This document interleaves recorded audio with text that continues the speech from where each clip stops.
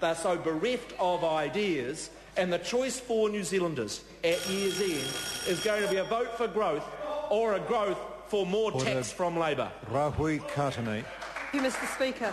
5 months ago at the dawn service held at the Wharearunanga on the treaty grounds at Waitangi, Prime Minister John Key praised the courage and wisdom of those who signed the Treaty of Waitangi in 1840, which gave New Zealand a founding document. That same courage and wisdom is just as vital now as we chart our future onwards as it was at the time of the signing. The reason why was articulated clearly in Ko Aotearoa Tēnei, the report of the Waitangi Tribunal into claims concerning law and policy affecting Māori culture and identity, otherwise known as Y262. In Justice Williams' letter committing the report to government's good care, he described New Zealand as poised at a crossroads, both in race relations and on the quest for a mature sense of national identity. A crossroads offers choices, but as Justice Williams pointed out, quote, a future marked by interracial rancour must be emphatically rejected. We say that not just because to choose a path of conflict is morally wrong, nor even just because it is the antithesis of the treaty's vision. We say this because it would be economically and socially destructive for the country, unquote.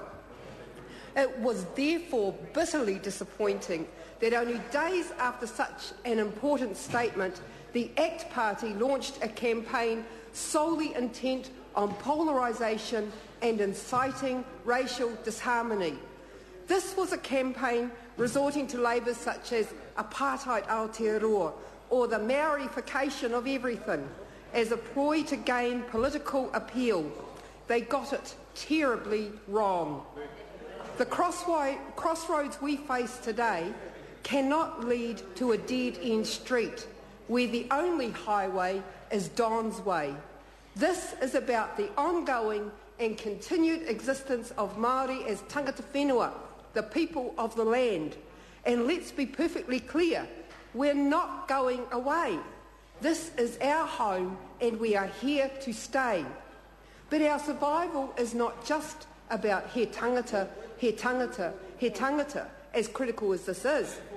Chapter 2 of Ko Aotearoa Tēnei states the case protecting taonga species and mātauranga Māori, Māori traditional knowledge, aids the survival of Māori culture itself. That is why these things are important enough to justify protection in law. The call of Y262 claimants was to see Mātauranga Māori emerge from the domination of one cultural system, a Western world view, and to be supported to flourish again in Māori hands. This is, up front, a treaty right, the protection of the rangatiratanga of our taonga katoa, all that we treasure. We have a traditional saying, kei raro i ngā tarutaru ko ngā tuhinga o ngā tupuna. Beneath the herbs and plants are the writings of the ancestors. It is a vivid emblem for how we understand ourselves to be interconnected with the flora and the fauna, and indeed the greater environment. This is who we are. This is our past, present, future. But our survival as Māori is also important on other fronts. The first is the critical role Māori culture plays in New Zealand's national identity and, of course, in our international reputation. As we prepare ourselves to surrender to the impact of the Rugby World Cup, it is timely to remember that our unique Māori culture is a cornerstone of who we are in this country, and an authentic cultural experience is one of the key reasons that tourists come to our shores. But protection and preservation of things Māori are also basic citizenship rights. The modern state is driven by the twin imperatives of educating its citizens and sustaining their culture and heritage. This is as relevant to Māori culture and any other aspect of our unique national heritage.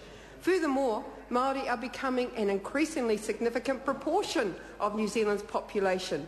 Whether it's in the bedroom or the classroom, New Zealanders have to have the conversation to forge the relationships that are now a vital part of our national identity and culture.